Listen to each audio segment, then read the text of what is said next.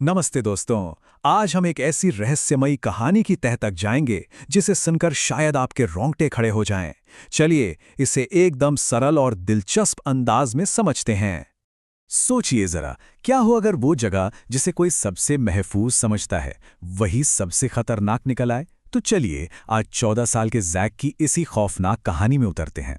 तो जेक की कहानी शुरू होती है उस अकेलेपन से जो किसी भी नए बच्चे को महसूस होता है जब वो एक नए शहर, एक नए स्कूल में आता है। हुआ ये कि उसके पापा का ट्रांसफर हो गया और पूरा परिवार एक बिल्कुल अनजान शहर में आ गया। ये एक ऐसी नई शुरुआत थी जिसके लिए शायद वो लोग तैयार नहीं थे।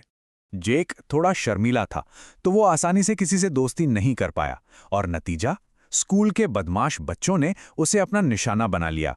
उसे तंग करना, उसका मजाक उड़ाना, ये सब रोज की बात हो गई। तो इन सब से बचने के लिए उसने एक ठिकाना ढूंढा।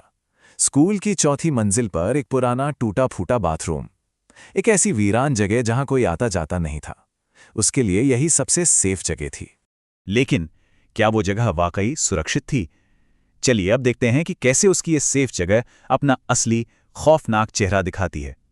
एक दिन की बात है, जेक उन्हीं लड़कों से छिपने के लिए उस बाथरूम में था।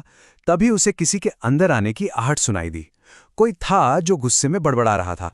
कुछ देर बाद जब उसे लगा कि वो चला गया है, जेक ने हिम्मत करके आईने में देखा। और जो उसने देखा, उसके ठीक पीछे एक डरावना साया खड़ा था। और ये डर यहीं खत्म नहीं हुआ।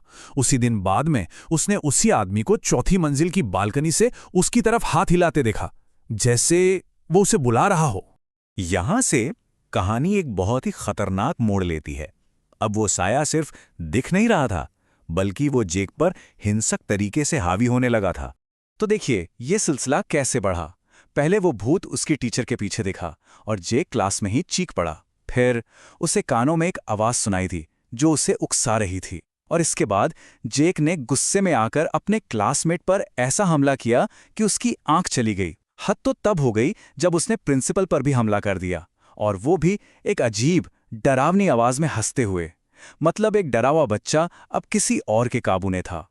जैक ने बाद में बताया कि उस बूढ़े आदमी ने उसके कान में फुसफुसाया था, मारो उसे, तुम्हें उसे मारना चाहिए।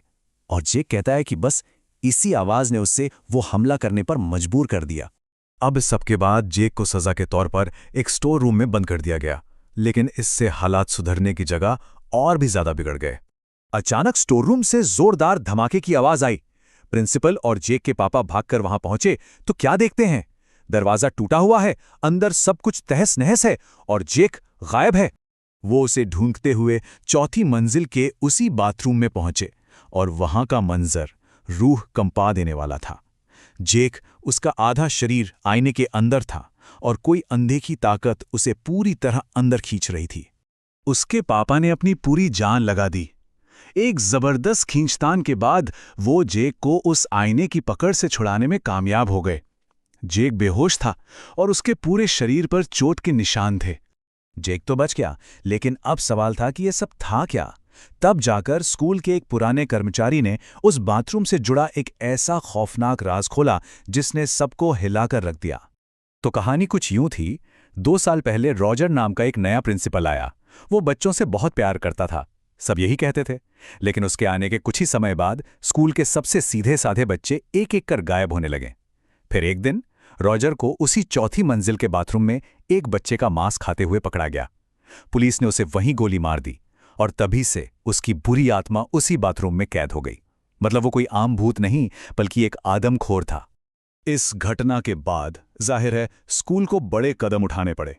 चौथी मंजिल की पूरी तरह से आध्यात्मिक सफाई करवाई गई। उस भूतिया बाथरूम को हमेशा के लिए बंद कर दिया गया। आज भी स्कूल के बच्चे और स्टाफ उस मंजिल पर जाने से डरते हैं, और जैक के परिवार ने उसका स्कूल ही बदलवा दिया। जैक उस स्कूल से तो निकल गया, लेकिन एक सवाल पीछे रह जाता है, क्या वो खौफनाक यादें कभी सच में उसका पीछा छोड़ पाएंगी?